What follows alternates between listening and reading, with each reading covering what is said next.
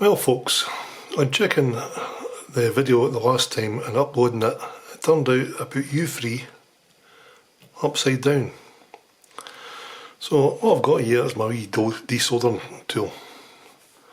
And it works like this.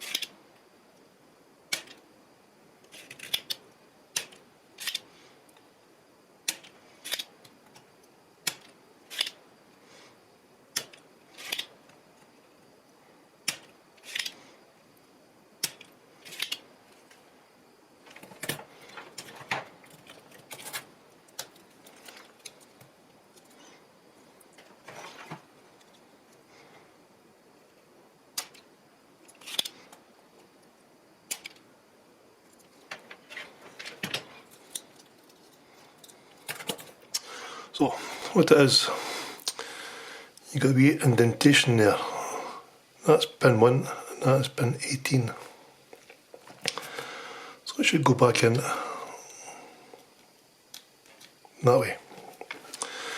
So I'll solder that back in again, and while we're waiting, what I shall say is U5, this one here, isn't really required. That's if you're going to do it as a solid state decoder. Use a 12 volt supply. So this one here, and also the one missing there, your C8 is not required either. So while I'm here, I've got the desoldering tool hot, we'll take that out.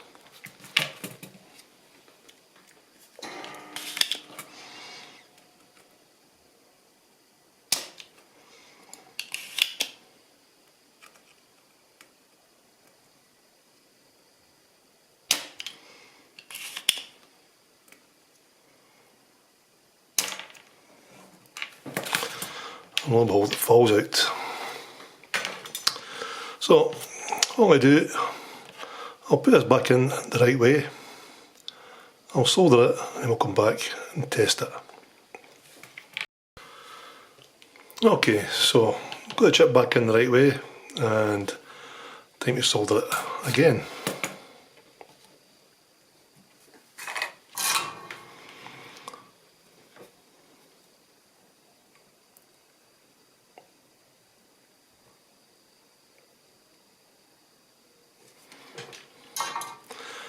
I like to put the M1s there. Go back in this side here.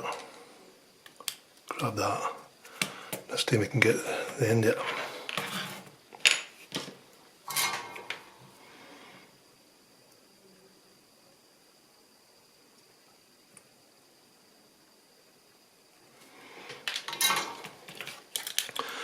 That way the chip's not sitting flush.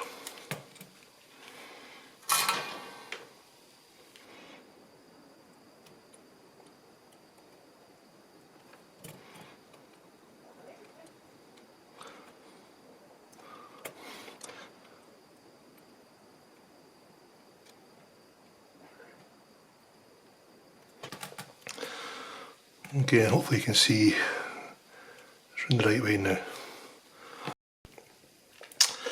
I'm going to test then. I've got my trusty voltmeter set to DC between pin 5, 1, 2, 3, 4, 5, and pin 14 we should see 5 volts, which is good. Turn the board over. Between pin C and 3 and C4 we should see 20 to 25 volts.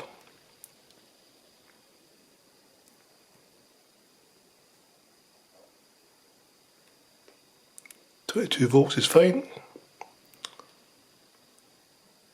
22 volts is fine. Last but not least, between C2 we should see 5 volts.